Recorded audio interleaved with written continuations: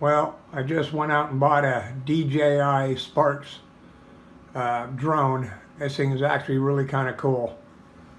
I looked at all the videos on YouTube about it, and I went to their website and looked, and they talked about the battery life and the camera. The thing takes amazing pictures.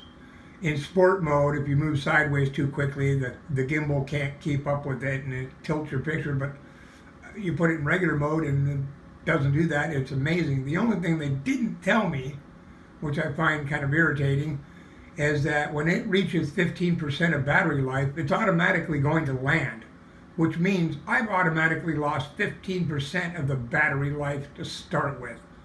Plus, it takes about 2% of the battery just to get this thing turned on, turn the remote on, get the remote to link with your phone.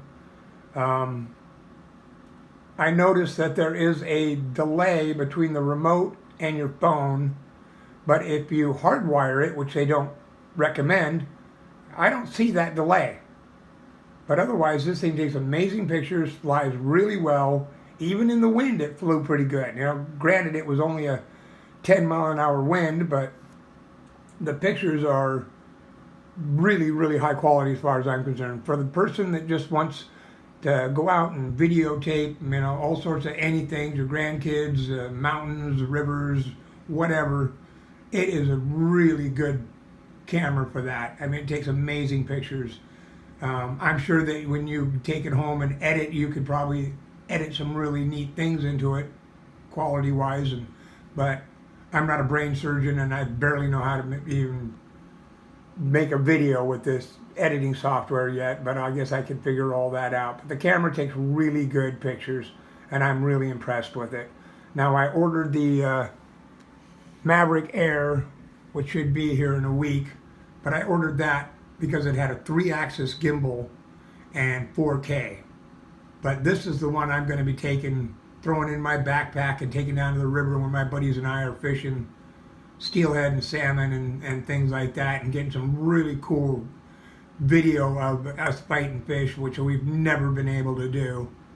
And who knows, man, maybe we can find other really cool stuff to videotape. I noticed that animals, when you're up above them, don't seem to be too scared of it. I mean, we took some pictures of deer and stuff, and it came out really good. They looked up because they heard the noise, but they didn't take off running. So, you know, for nature and stuff, you could get some neat video with that too.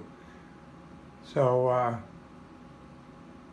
I will let you know more about the DJI Maverick Air once I get that. But this Sparks is really, really worth the money. And now I see people talk about, you know, for the money. Well, I'm telling you right now, when you buy this with the fly mower, you're going to pay about $600, just under $600. And then taxes on top of that is going to put it really close to $600. And I don't know about the rest of you guys, but $600 to me is still a lot of money. And now I spent the $1,100 in buying the Maverick Air, and they say they're affordable. Well, I guess they're better than they were a few years ago, but I wouldn't call that affordable to me. That's still a lot of money. But I'm hoping that this thing lasts for years, because I'm going to fly the living daylights out of it, up and down the river and up in the mountains, and when we go shooting. And that's going to be a really cool video of us shooting, because I'm going to be able to park this thing up above targets and turn it and be able to video shooting. I got video of my buddy shooting his bow, and it came out really, really impressive. It actually showed the arrow in flight, and the arrow was traveling 350 feet per second. So that's pretty amazing little camera right there. But it takes great pictures. It's a lot of fun to fly. It's easy to fly. I've never flown a drone, never owned a drone, didn't know anything about a drone until about a month ago when I started looking on the internet at them. So well worth the money. You can take amazing pictures with it. You can even just hold this thing, turn it on without the propellers running, and just use it as a camera in your hand if you want to. No one's ever said that either. So it's a neat thing to have. And if you like taking pictures of your grandkids playing or the dog running around in the yard, there you go. There's the 2-axis gimbal right there. It's got sensors on the bottom and a camera. We tested the return to home function on it to see how close it would come to where it took off, and it landed within less than a foot of where it took off. I also found though, if you take off and just literally up off the ground and fly off, it will miss its spot by a few feet. It needs to go straight up, find exactly where it is, give it a few seconds, and then go fly it around, and when you hit back to home, it will literally come back within a foot of where it took off. But like I said, this is mostly to let people know that these drones, you automatically lose 15% of battery life, because once it hits 15%, it is automatically going to land, and you can't override it, but they say it's hard on the batteries. So, and these batteries are not cheap. They're $50 a piece for this, and I don't know what they are for the Maverick Air because I haven't looked.